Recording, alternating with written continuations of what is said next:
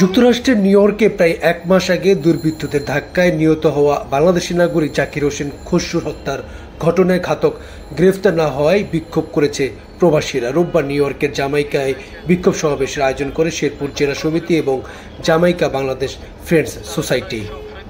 আমরা ইউনাইটেড, আমরা এটাই শো করতে আসছি এখানে সলিডারিটি, যে আমরা ঐক্যবদ্ধ এবং আমরা এটা বিচার চাই।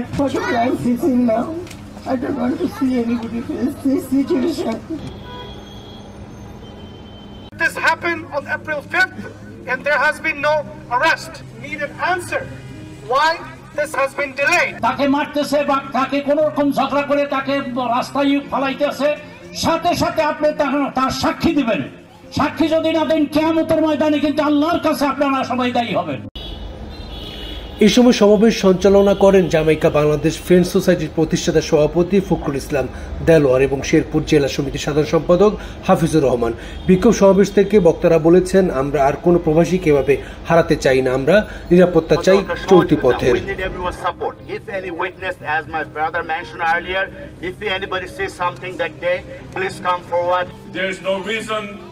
That you are scared that, oh, if I'm being a witness, that will help to resolve this case.